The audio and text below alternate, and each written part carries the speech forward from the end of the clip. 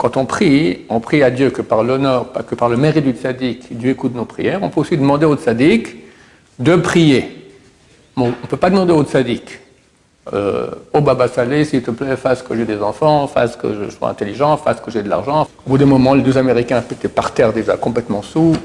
Baba Salé, il devient tout rouge, il faisait comme ça avec sa main. T'en fais pas, toi tu plantes ta fourchette dans le plat, il y aura pour tout le monde. Alors Baba Salé, avant qu'il parle, Baba Salé se lève devant lui. T'as entendu la voix du Rav Chida, il t'a parlé, tu mérites que je me lève devant toi. Lève-toi. Il s'est levé, marche. Et il a marché.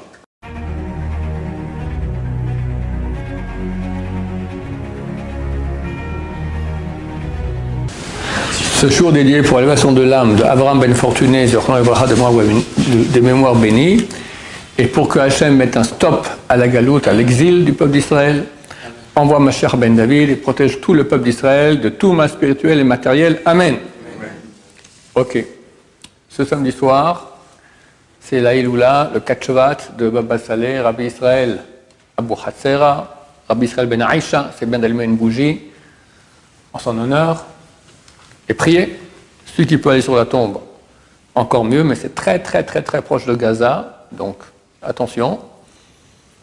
Et à Gaza, il sera un plaisir d'envoyer un missile, parce qu'ils sauront qu'il risque d'y avoir du monde là-bas. Donc moi, à mon avis, mieux vaut ne pas y aller. Que Baba Salé m'excuse, d'accord.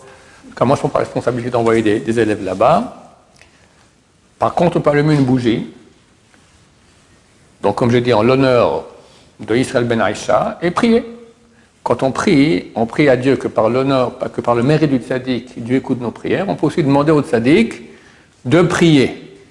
Bon, on ne peut pas demander au tzaddik oh Baba Salé, s'il te plaît, fasse que j'ai des enfants, fasse que je sois intelligent, fasse que j'ai de l'argent, fasse que ma grand-mère guérisse, d'accord. Ça, c'est complètement interdit. On ne parle pas aux morts. On peut demander aux morts de prier à Dieu. On peut demander à Dieu, par le mérite du tzaddik, d'écouter nos prières, mais pas demander au tzaddik, d'accord. Alors, j'ai déjà beaucoup de cours sur Internet sur Baba Salé avec des belles histoires. Et hier soir, je préparais encore quelques petites histoires inédites exactement. Je vous recommande beaucoup de regarder les autres cours parce qu'il y a des histoires extraordinaires dans ces cours-là, phénoménales. Je ne veux pas les répéter parce qu'on les a déjà entendues. Bon, Baba Salé, évidemment, il vient d'une lignée extraordinaire. À la base, sa famille s'appelait Elbaz. Et pourquoi elle s'est fait surnommer et appeler ensuite Abu Hatzera? Hatzera, c'est une paillette, une sorte de tapis comme ça qu'on met par terre. Parce que leur ancêtre Shmuel Elbaz, un jour, voulait prendre le bateau, et il va voir le capitaine, il lui dit, il n'y a plus de place, je ne peux pas le prendre. Bon, alors il a posé sa paillette sur le bord, à la plage, comme ça, et il s'assied, et il étudie la Torah. Le bateau part, et la paillette, elle commence, les goïms ont vu ça, ont fait déjà dans leur bande dessinée, d'accord, le tapis volant, d'accord, ça ne vient pas de chez eux, ça vient de chez nous. D'accord, la paillette volante comme ça, et le capitaine il a la berlue, il voit que le rave comme ça, derrière le bateau, il suit le bateau comme ça sur sa paillette volante. Bon, allez, tu peux venir. Et dès lors, ils ont appelé Abu Hatzera, le propriétaire de la paillette. Après, il y a eu un très grand rabbin, c'est le grand-père de Baba Salé, Rabbi Yaakov Abu Hatzera, qu'on appelle Abir Yaakov, qui est enterré, il est venu du Maroc en Israël, il est mort sur la route, il est enterré en Égypte à Manhour.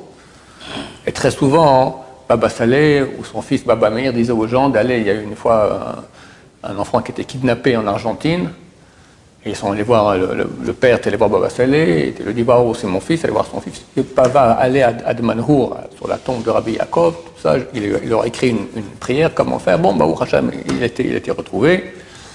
Donc, bon, aujourd'hui, c'est un peu difficile d'aller en Égypte, mais un temps, beaucoup de gens allaient. Le Rav Yosef lui-même, qui avait très peu l'habitude d'aller sur la tombe de Tzadikim, il y a une photo de lui, là-bas, la tombe de Rabbi Yaakov Abu Hatzera à Manhour. Et un des fils de Rabbi Yaakov, c'était Rabbi Mesaud, et son fils, c'était Baba Salé. Ce n'était pas le fils aîné. Le fils aîné s'appelait Rabbi David, qui a été tué par des goïms là-bas. Ils l'ont attaché à un canon et ils ont tiré au canon comme ça. Dans la famille, on l'appelle, Rabbi David Abu Hassan, on l'appelle Ater et Rosheno, la couronne de notre tête. D'accord? Il était un très grand. Et Baba Saleh a pris le deuil de son frère pendant 7 ans, jusqu'à ce qu'il rêve. Il voit son frère et qu'il lui montre la menorah. Il regarde la menorah qu'il y a dans le ciel. Il voit le premier, Abraham Avinu vient allume la première bougie. La deuxième, Yitzhak. Troisième, Yaakov. Après, Moshe, Aaron, Yosef. Et la dernière, Rabbi David, le grand frère de Baba Saleh. Tu vois, donc moi je suis très bien. Arrête de prendre le deuil. Regarde où je suis. Tov, Baba Saleh a fait des miracles comme on n'a jamais entendu depuis des siècles. Mon Rav, le Rabbi Salomon Zatzal, qui faisait des miracles presque aussi grands, c'était quand même pas aussi grand, et il a dit il n'y a plus. Il n'y a plus, il y aura plus, comme un Mashiach aussi grand que Baba Saleh. Attends, comment on devient Baba Saleh? Bien sûr, il y a la lignée, etc. Mais, comprenez, jusqu'à l'âge de 6 ans, il n'a jamais vu un animal impur, pour que ses yeux soient, qu'on ne parle pas de femme. Voir une femme dans la famille Abou Hatera, il n'y a pas question, je veux dire, c'est impossible. Le grand-père Abir Yaakov, il a écrit un parchemin qui est transmis de génération en génération où il promet que celui qui fera attention de jamais regarder une femme de sa vie, c'est-à-dire, il peut voir sa mère, il peut voir sa sœur, mais pas jouir de la beauté d'une femme, je lui garantis qu'il aura les mêmes pouvoirs, les pouvoirs de la famille. Et on voit que ça continue, parce que tu as eu Rabbi Yaakov, après Rabbi Mesod, après Baba Saleh, après Rabbi Meir, qui va être Mashiach, après Rabbi David Abou Hatzera, ici à Naria. Probablement on ne connaît pas encore la suite. Mais dans aucune famille, on a vu comme ça, que ça continue avec les pouvoirs extraordinaires. Et l'essentiel, les yeux. Faire attention à leurs yeux. C'est l'occasion de dire à tout le monde, attention à vos yeux, chers amis. Attention, c'est la clé de tout. Baba Meir, qui va être Mashiach. Il écrit que beaucoup de rabbanim sont venus lui dire c'est quoi la clé? Il leur dit les yeux. Quelqu'un prend le bus, il regarde des bonnes femmes dans le bus, il rentre dans le bus, il ressort avec 1000 péchés, plus que ce qu'il avait en rentrant dans le bus. D'accord? Attention aux yeux. Et chacun de vous sait à quel point c'est difficile. D'accord? Il faut se battre contre ces pulsions-là. Ensuite, étude de Torah. Il étudiait avec le fils de sa tante, qui s'appelait Rabbi Yahya Dahan. Il étudiait la Kabbalah dans une synagogue vide, au Maroc, debout, toute la journée debout. Pour étudier debout une journée entière, d'abord c'est pas obligatoire. Le Talmud dit que jusqu'à l'époque de Rabban Gamliel, on étudie la Torah debout. Puis après, il y a la faiblesse est tombée dans le ciel, on étudie assis. D'accord? Même qui étudie couché. D'accord? Debout! Et avant l'âge de 13 ans, il a fait une Tanit Hafsaka. C'est quoi Tanit Hafsaka? C'est jeûner depuis Motzei Shabbat. Tu fais Souda Revi'it Shabbat, pendant Shabbat. Après, tu jeûnes jusqu'au Kiddush. Une semaine non-stop, sans manger et boire, rien. N'essayez pas de le faire. N'essayez pas de le faire. Mais lui, il a fait déjà avant l'âge de 13 ans. Son frère Rabbi David, à Teret Rosheno, a vu ça, il a fait jurer qu'il ne ferait plus jamais jusqu'à l'âge de 25 ans de Tanit Hafsaka. Mais après, il en faisait. Et maintenant, pour la période maintenant que nous sommes, Shovavim, sans cesse. Il était une fois à la yeshiva de Fublin, en France. Il avait 70 ans. Et c'est Elul, le mois de Elul, c'était. Le mois d'Elul, préparation pour Kippour, Rosh Hashanah, c'est la Tshuva. Il a fait 3 fois de suite, Tanit Hafsaka, il ne mangeait rien du tout toute la semaine. Que Shabbat, un peu. Il y avait un élève qui était à l'autre. Mais Kvodara, faites attention à votre santé, vous faites attention à sa santé, vous allez vous affaiblir, on n'a pas le droit de faire ça. Abba Saleh lui a dit, écoute, t'as quel âge? T'as 18 ans, moi j'ai 70 ans. Si on fait une course maintenant, tu verras que j'arriverai avant toi, je serai le premier avant toi. Sache que la force ne vient pas de la nourriture, elle vient de Dieu. À l'âge de 70 ans, donc il fait énormément de Tanit Hafsaka. Bon, il devient comme ça, hein, Baba Saleh. 50 ans, il n'a pas mangé de viande. Pourquoi? Parce qu'on a toujours un doute dans la viande qu'on mange, il faut savoir. Qu'un animal peut être taref. Taref, c'est quoi? C'est qu'il a un problème physique qui le rend non cachère. Par exemple, il a un trou dans l'estomac, il a un trou dans l'intestin, il a un trou dans la membrane crânienne, il a une partie de la colonne vertébrale qui est sectionnée. D'accord? Des choses comme ça rend l'animal comme du porc. On ne vérifie pas ça. Il y a une seule chose qu'on vérifie, c'est est-ce qu'il y a un trou dans les poumons. Quand on égorge, l'égorgeur rituel, il met les mains dans la cage thoracique et vérifie s'il n'y a pas de filament comme ça, de choses qui montrent qu'il y a une cicatrice et l'animal devient non cachère ou des fois à moitié cachère, d'accord. Mais c'est la seule chose qu'on vérifie. Il y a 18 types de problèmes physiques qu'on peut avoir un animal qui le rendent taref. Il y a un qu'on vérifie, le poumon. Donc, chaque fois que tu manges, il y a une chance que c'est taref. Alors, pourquoi on mange? Parce que c'est écrit que lorsqu'un animal il a un problème pareil, il ne peut pas vivre pendant 1 an. Or, on voit que la majorité des animaux vivent plus d'1 an. Donc, on a une chazaka, on a une présomption que cet animal est cachère. Ok, présomption. Mais tu peux jurer que c'est cachère, personne ne peut jurer que c'est cachère. Personne. Alors, la majorité des grands rabbins mangeaient de la viande, mais il y en a qui ne mangent pas. Le rabbin Eliashib, la grande génération, il ne mangeait pas de la viande. Baba Salé, non plus. J'ai appris ça hier soir. Hein? Même pour Shabbat, rien du tout. Rien. Que peut-être, et c'est marqué 50 ans, je ne sais même pas si à Yom Tov, il y a une mitzvah de la Torah de manger de la viande. À Yom Tov. Je ne sais même pas s'il mangeait. Le poulet, c'est pareil? Poulet, non, c'est pas pareil. Poulet, c'est pas pareil. Il peut y avoir des problèmes, mais ça se peut aussi qu'il ne mange pas de poulet, de peur qu'il y ait un problème qu'on n'a pas vérifié. Plus tard, il a commencé à manger, mais il mangeait des quantités de rien. Et comment il mangeait? Une fois, Rabbi Bachou est allé avec son neveu là-bas, chez Baba Salé. Et en sortant, il a dit, t'as vu comment il mange Baba Salé avec les intentions du Kohen Gadol à Yom Kippour. Je ne sais pas comment le Robinson il a vu ça en pensée, d'accord, je ne sais pas. Mais en tout cas, c'est clair que c'était... Bon, Dieu nous a envoyé un grand sadique qu'on ne sait pas comment notre génération a mérité cela. Et, Baruch Hashem, il bénissait les gens, il faisait des miracles extraordinaires. Une fois, il y a un couple qui est venu, ça fait 18 ans qu'ils étaient mariés, ils n'avaient pas d'enfants. Et le mari a dit à sa femme, normalement après 10 ans, je peux te dire bye bye, on se quitte, tu n'as pas d'enfant, voilà, je vais avec quelqu'un d'autre. Je t'ai laissé 18 ans, il n'y a pas, je pense qu'on va, ou on divorce, ou on va adopter un enfant. Quelqu'un leur a dit, allez voir Baba Salé. Bon, ça va voir Baba Salé. Baba Salé les écoute, et il dit, attendez encore 1 an. Allez, Dieu aura pitié. Ils partent, il se met à pleurer. Il pleure pendant 1 heure, il pleure. Son fils, Baba Baruch, lui a dit, mais pourquoi tu pleures pas tellement, papa? Il dit, c'est marqué, lorsqu'un couple divorce, alors l'autel pleure. L'autel du temple pleure. Il y a des larmes. Alors j'ai dit à Dieu que je sois moi l'autel, que mes larmes fassent qu'ils ne divorcent pas. Et Baruch Hashem, l'année d'après, ils ont eu des enfants. Donc ils faisaient des miracles. C'est pas, les gens croient, des fois il y a beaucoup de grands rabbins, la Rabbi aussi disait 1 mot, 1 seconde ça allait, mais des fois c'était des pleurs, des supplications qu'on ne se rend pas compte. Des jeunes. Il faut savoir, quand on investit, alors on reçoit. Une fois, il y a plusieurs histoires de ce genre-là, que Baba Salé, il était en France, et il sort avec le public, Motzei Shabbat, après Harvey de Motzei Shabbat, il sort dehors pour faire de Katalvana. Entre le 7e et le 14e jour du mois, on doit faire une bénédiction sur la lune. Mais en France, en plein hiver, rien du tout. Il prend sa canne, il fait comme ça, les nuages partent à droite. Il prend l'autre canne, tac, tac, les nuages partent à gauche, hop, on voit la lune. Ils font la bénédiction et les nuages reviennent. Comment il a fait ça? Alors, il a raconté qu'une autre fois, il était en France, et la même chose, il était à Lyon. Il a appelé des gens à Marseille, on dit à Marseille, on voit la lune. Eh bien, il a pris la voiture et il est parti jusqu'à Marseille. C'était pas aujourd'hui qu'on fait du 200 km sur la route, d'accord? C'est avec des petites teufs de rien du tout. 5 heures, 6 heures, un vieux, il était vieux, Baba Salé, rien que pour faire cette bénédiction. Phénoménal.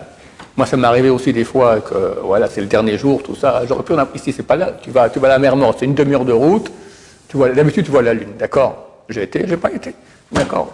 C'est pour ça que je suis pas Baba Salé. Voilà. Terrible. Donc, tu investis, après, avec la canne, tu fais comme ça marche, tu as déjà donné. Donc, tu reçois des pouvoirs extraordinaires. Il avait un appartement ici à Jérusalem, à Rav Shimon, à Baka.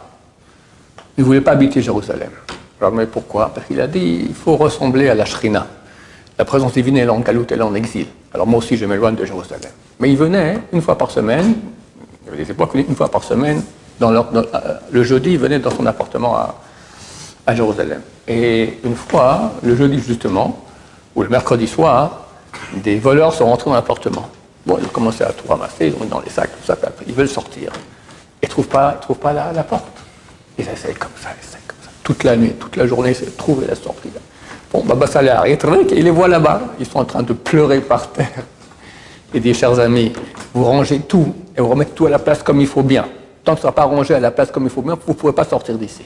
Ils étaient deux, les voleurs. Bon, il y a tout à ranger, tout ça, et là, voilà, c'est fini, je ne fais plus rien, il sort. Le deuxième dit, aussi, je veux sortir. Et il n'arrive pas à sortir, il ne trouve pas la porte. On lui montre rien, il ne voit rien. Il dit, t'as encore quelque chose dans la poche. Ah ouais, c'est vrai, il sort une petite cuillère comme ça, tac, va la remettre.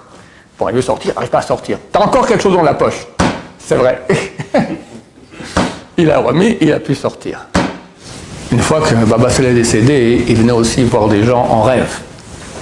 Il faisait toutes sortes de rédemptions Il y a un type de mon quartier, le Rav Shlomo Dayan, qui était très très proche de Baba Saleh. Et Baba Saleh est décédé, et il a eu un problème au cœur.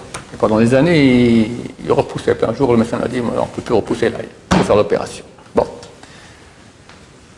7 jours avant l'opération, il commence à allumer des bougies et à prier. Il implore Baba Saleh de prier à Dieu, etc. La veille de l'opération, il rêve de Baba Saleh. Baba Saleh lui dit, tiens, bois, il lui remplit un verre de arak. Baba Saleh guérissait les gens très souvent, ou bien donner de l'eau à étendre sur le corps, ou sur les lèvres, ou des choses comme ça, ou donner un verre de arak, ou des fois plusieurs verres de arak. Bois. Alors Shlomo Dayan, il boit dans le rêve, et il se réveille. Il sent dans la bouche encore le goût du arak. Il va pour l'opération, ils font un scanner, ils voient, aucun problème, t'es guéri, rentre à la maison. Il y avait un enfant, à l'âge de 4 ans, il ne parlait pas encore. Ils vont voir Baba Saleh. Baba Saleh dit, prends, il lui donne un verre de harak. Le papa dit, mais c'est de le tuer, t'en fais pas. Il lui donne tout le verre de harak comme ça, et Baruch Hashem, c'est ce harak-là, et j'en raconte. Chez Baba Saleh, ils étaient ronds. Ils sortaient de la porte, ils n'avaient plus rien. Et je racontais souvent cette histoire-là. J'ai un gendre dont le père était très proche de Baba Saleh. Et une fois, il était avec Baba Saleh chez lui, donc, et il y avait 2 Américains qui sont venus, ils ont amené, c'était 5 bouteilles, ou 6 bouteilles de Chivas Regal. Baba Saleh dit, on est toi, moi, les 2 Américains et le mashbak, l'intendant, on est 5. On finit les bouteilles. Et il s'appelait Rav Maman, le grand-père de mon gendre. Il dit, mais je supporte pas le whisky. Il met un verre comme ça, bois, mais je peux pas, bois. Ok, il boit le whisky. Au bout d'un moment, les 2 Américains étaient par terre déjà complètement sous. Baba Saleh, il devient tout rouge, il faisait comme ça avec sa main, et tout partait. Ou il posait sur la table comme ça, 2 minutes, qu'est-ce qu'il faisait? Il racontait ça à son gendre, moi je pense à Dieu. Je suis tellement pris de terreur que toute l'ivresse part. C'est écrit dans la Gemara que quelqu'un, quand il est en état de terreur, toute l'ivresse part. D'accord? C'est Chassé Shalom, on apprend maintenant qu'on est tous ronds, qu'on apprend Chassé Shalom, Dieu ne plaise, d'accord, qu'il y a des Hamas en train de rentrer ici en bas, Dieu ne plaise, d'accord. Plus personne n'est rond, d'accord, on reprend tous nos esprits. Il pensait à Dieu, tout partait. Le Rav Maman lui dit, bois un 2e verre. Je peux pas. Ces verres-là, hein, il faisait des choses extraordinaires avec. Extraordinaires. C'était des verres de bénédiction. Il a dit à l'intendant, tu lui verses dans le dos. Et il lui a versé le whisky dans le dos. À quoi ça sert? Je ne sais pas, mais c'est Baba Saleh. D'accord? Ils l'ont pris, ils l'ont mis dans le coffre de la voiture. Il a roulé une demi-heure jusqu'à Kiryat Malachi. On sort de la voiture, normalement il était fini pour 24 heures, en pleine forme. D'accord? Après qu'il a bu un verre de whisky entier comme ça d'un coup. Il fallait croire aux bénédictions de Baba Saleh. Une fois, pour Yosef, il y a eu une session d'élèves, ils sont mariés, et tous pendant 2 ans n'avaient pas d'enfants. Ils n'ont pas eu d'enfants, tous les 10. Alors ils sont allés voir Baba Meir. Non, ils sont allés voir Baba Haki, le frère de Baba Saleh, qui les a bénis, et leur a dit, allez voir Baba Saleh. Ils sont allés voir Baba Saleh, Baba Saleh les a bénis. Tous, durant l'année, ils ont eu un enfant, un par un. Ce un revient. Voir Baba Haki, tout le monde était béni, ils ont eu un enfant, et moi pas. Alors je vais voir Baba Saleh, je pose la question. Il va voir Baba Saleh, il lui dit, tu te souviens des 10 qui sont venus à bénir, tous ont eu un enfant, mais un il n'a pas eu. Il ne croyait pas dans ma bénédiction. Donc ça ne suffit pas non plus d'être béni, il faut aussi croire à la bénédiction. Et je raconte une histoire que j'ai racontée, que m'a raconté le père de mon gendre, qui est de la famille de Baba Saleh, et qui a un grand Rosh Yeshiva, je ne vais pas dire son nom ici à Jérusalem, très connu, qui était voir Baba Saleh. Il est un des profs de la Yeshiva, il était le gendre de Baba Saleh. Donc il a pris chez Baba Saleh. Enfin, très content qu'il arrive, il y a un repas avec des gens, etc. Et il lui donne un verre de harak. Le Rosh Yeshiva dit, je ne peux pas, j'ai un ulcère, et si je bois ça, je vais à l'hôpital directement. Il lui a dit comme ça, il a dit, Rofei kol basar, Omer Shatabari. Le guérisseur de toute chair dit que tu es en bonne santé. Bois. Donc, il prend le verre, il dit, bon, je vais le verser comme ça, incognito, sans que personne ne voit. Mais il voit, tout le monde le regarde comme ça, là, voir un verre de Baba Saleh, tout le monde regarde, et tout le monde regarde qu'est-ce qu'il fait avec. Alors, il va être très embêté, alors il dit à son gendre, bon, je bois le verre, mais on sort d'ici directement à l'hôpital. Il boit le verre. Bon, après ils sortent, tout va très bien. Sur la route, tout va très bien. Il arrive à la maison, il dit à sa femme demain matin, direct, je vais à l'hôpital. Ils sont le lendemain matin, tout va bien, et comme ça, la vie continue. Un autre Rav, le Rav Batsri, même histoire. Il va voir Baba Saleh, Baba Saleh lui donne un verre, il lui dit, je ne peux pas, j'ai un ulcère, si je bois ça, je vais à l'hôpital tout de suite. Il dit, Rofei kol basar, le guérisseur de toute chair, dit que tu es en bonne santé, bois. Il a bu. Et il n'a rien du tout, et il a guéri de l'ulcère. Le premier Rosh Yeshiva a appris l'histoire. Il a dit, la différence entre lui et moi, c'est ça. Moi, je ne croyais pas à la bracha de Baba Saleh. Alors j'ai bu, j'ai cru que je serais malade, je ne suis pas tombé malade. Parce que ces verres-là, c'était des verres de sainteté, ça ne faut pas faire de mal. Mais guéri, je n'ai pas guéri. Alors Batsri, il a cru, il a guéri. Une fois, quelqu'un est venu voir Baba Saleh, sa femme était très très malade. Et avec les enfants à la maison, c'était insupportable. Alors Baba Saleh ne réagit pas. Et il parle de ci, de ça et de ça, et il lui dit, mais il répète sans cesse, et Baba Saleh ne réagit pas. Pour le moment, il dit, bon, ma femme est malade. Elle est malade? Bon, alors change de femme. Il a entendu ça, il sort, il se met à pleurer Hachem, à pleurer. Il fait pendant une demi-heure de Tehillim, en pleurant Hachem. Après une demi-heure, Baba Saleh sort, voilà, c'est bon, Dieu a écouté tes prières, elle est guérie. C'est-à-dire qu'il faut aussi nous prier. Des fois, Baba Saleh faisait le travail pour nous, et très souvent, il voulait que nous aussi on prie. Une fois, Baba Saleh est allé à Aix-les-Bains. Et Rav Haikin a appris qu'il venait, puis ils font un grand caveau, etc. Et Rav Haikin propose à Baba Saleh de manger. Il dit non, ça va, amener quelques fruits, je mangerai quelques fruits. Bon, ils amènent des fruits. Et Baba Saleh regarde les couteaux qu'ils ont amenés pour peler les fruits. Il sort son canif, Baba Saleh, et il pèle avec son canif. Bon, après Baba Saleh est parti, merci beaucoup, etc. Et Rav Haikin était super embêté. Pourquoi? Il était très touché. Pourquoi il n'a pas utilisé mes couteaux? Qu'est-ce qui se passe avec ça? Il sort son canif, c'est la honte. Il vérifie, il s'avère que ces couteaux n'ont pas été trempés au métier. Et Baba Saleh, il a vu ça tout de suite. Une fois, des gens étaient invités chez Baba Saleh, et sa femme donc a cuisiné, c'est 10 personnes. Tout à coup, on tape à la porte, il y a un tender, un minibus comme ça qui arrive, 20 personnes arrivent. Et ils sont mis déjà tous à table, donc Baba Saleh dit, ok, venez aussi à table. L'intendant, il dit, votre femme a préparé 10 parts de poulet, et il y a ici 30 personnes, qu'est-ce qu'on fait? T'en fais pas, toi tu plantes ta fourchette dans le plat, il y aura pour tout le monde. Et il a planté comme ça, et il y a eu 30 morceaux de poulet, un pour chacun, alors qu'il y en avait 10. Bon, c'est connu, Baba Saleh, ces secrets-là, les bouteilles d'arak, à Fublin justement, il y avait 200 élèves, à 200 personnes, il a versé du harak. Alors il mettait un mouchoir au-dessus de la bouteille d'arak, et après qu'il a versé à 200 personnes, elle était encore à moitié pleine. C'est des miracles très très connus de Baba Saleh. Une fois, 2 élèves de Yeshiva sont allés voir Baba Saleh, et un vient d'une famille pauvre, il n'a pas pris de petit déjeuner à la maison, et ils sont partis. Et il s'est dit, bon, j'ai faim, mais chez Baba Saleh, toujours quand on arrive là-bas, il donne à manger, etc. Ils arrivent là-bas, l'intendant leur dit, Baba Saleh ne reçoit pas. Il y a 50 personnes, tous à l'extérieur, qui attendaient. Désolé, le rabbin ne reçoit pas aujourd'hui. Bon, ils sont tous un peu déçus et repartent. Et les 2 élèves se préparent à repartir. Tout à coup, l'intendant sort et dit, c'est qui l'élève qui s'appelle Yosef? Le type, il ne comprend pas. Moi Baba Saleh C'est toi qui t'appelles Yosef? Bon. Baba Saleh il dit, il ne veut pas que tu rentres à la maison, que tu as faim, tu rentres à la cuisine et tu as un repas pour toi. Il a vu dans sa roi HaKodesh Baba Saleh que le type il avait faim, tu vas quitter chez Baba Saleh alors que tu as faim, ça ne se fait pas. Tu rentres et tu reçois à manger. Ça m'appelle beaucoup d'autres histoires, mais je vous raconte celles que j'ai notées, parce que sinon on n'en finira pas. Il y en a un, il y a un Talmid Chacham qui a écrit un livre. Il a vu que le Rav Mordechai Eliyahu Zatzal lui fasse une askama, lui fasse une approbation sur le livre.